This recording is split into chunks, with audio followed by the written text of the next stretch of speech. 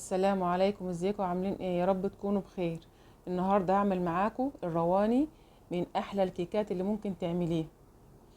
طعم وريحه وقوام بجد تحفه.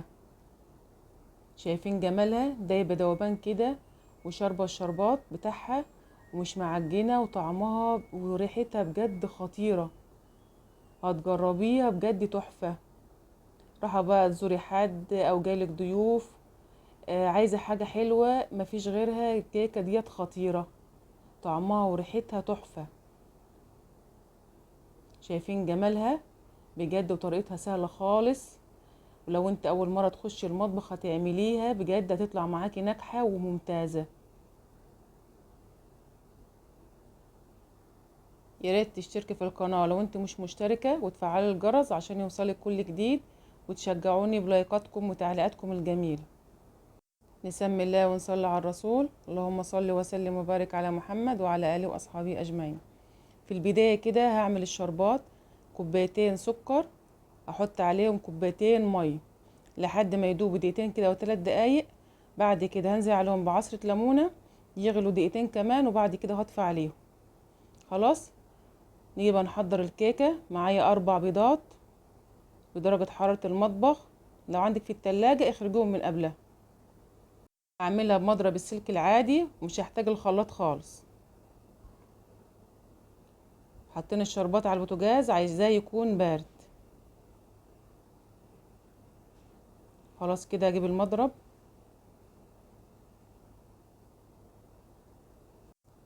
احط عليهم كوباية سكر.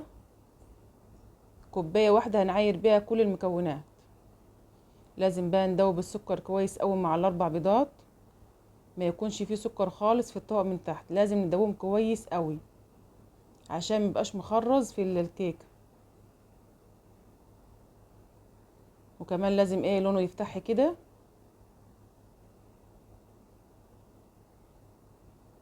احط عليهم كيسين من الفانيليا، لو عندك فانيليا سائلة حط معلقة. شايفين الخليط فتح معاه وبقى لونه ابيض ازاي؟ احط عليهم معلقة كبيرة من الخل، ودي مهمة جدا، معلقة كبيرة خل.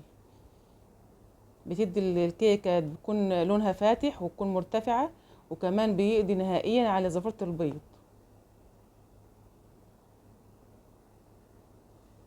خلاص كده هنزل عليهم بكوباية لبن تكون دافية، هقلبهم برضو مع بعض كويس.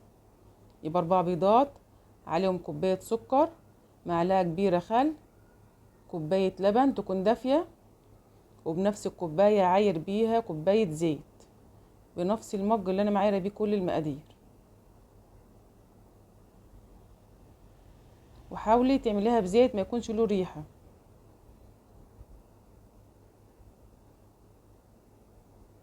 خلاص كده اقلب بقى كوباية الزيت لحد ما تختلط تماما مع بقية المكونات.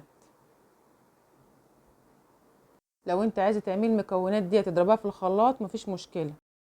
لو انت الكيكة بتفشل معاكي جربي كيكة الرواني، هتعجبك قوي. امشي على المقادير وعلى الطريقة، وبإذن الله تنجح معاك. هنزل عليهم بكوباية ونص من الدقيق، كوباية ونص، ولازم ننخله. خلاص. كوباية ديت نفس المعيار بتاع المج اللي انا معايره بيه السوائل، وهوريها لكم دلوقتي. اهم حاجة ننخل الكوباية ونص دقيق، ونقلبها بقى على طول، عشان الدقيق من الحاجات اللي هي لو مقلبناش حلو بتكلكع في قلب العجين. يبقى 4 بيضات، كوباية سكر، كوباية لبن، كوباية زيت، كوباية ونص من الدقيق.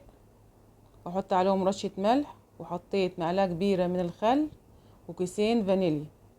احط عليهم كوباية جوز الهند، دي بقى بتودي الكيكة في حتة تانية خالص، بتديها طعم وريحة بجد تحفة. كان عندي في التلاجة خشن، فطحنته في المطحنة بتاع الخلاط. جوز الهند لازم نحطه يكون ناعم. احط كوباية سميد، سميد البسبوسة، ناعم برضو مش خشن. سميد البسبوسة من الحاجات اللي هي تتقلب على طول، ما بتكلكعش غير الدقيق خالص. هحط بقى كيس كامل بيكنج باودر، او لو عندك كيك شيف حطيه. اهم حاجه خدي بالك، كوبايه السميد حطيها اخر حاجه خالص، لان اول ما بنحطها بتمتص السوائل اللي في قلب العجينه. كوبايه السميد حطيها اخر حاجه خالص في العجينه، واقلب بقى على طول كده. وزي ما قلت لكم هسيب لكم المقادير في صندوق الوصف. خلاص كده بقت معايا زي الفل، شايفين قوامها؟ مقادير ما شاء الله مظبوطه، جربيها ومتاكده 100% هتعجبك.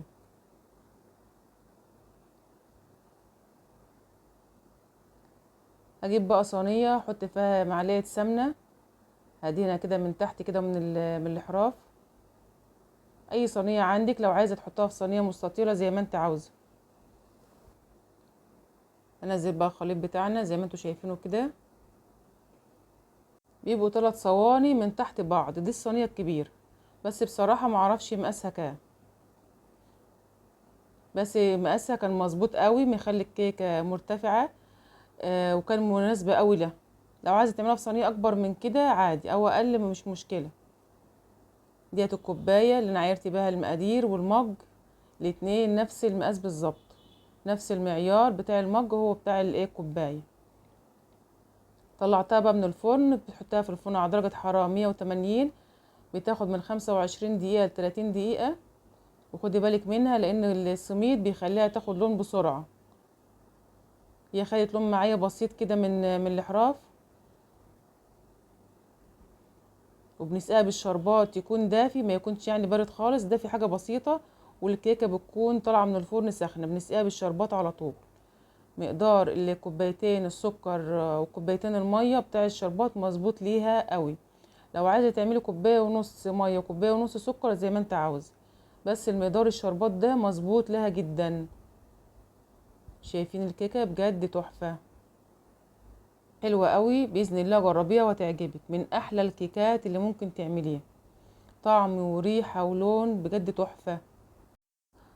4 بيضات، كوبايه سكر، كوبايه لبن، كوبايه زيت، كوبايه ونص دقيق، كوبايه سميد البسبوسه، كوبايه جوز الهند يكون ناعم، كيس بيكنج باودر، وكيسين فانيليا، ومعلقه خل. هتعملي احلى صينيه كيك. مقاديرها مظبوطه جدا، ونتيجتها بجد تحفه. خدي بالك لانها بتاخد لون بسرعه، ما بتاخدش وقت في الفرن زي اي كيكه تانية. شكلها مش محتاج كلام، هي وتوصف نفسها.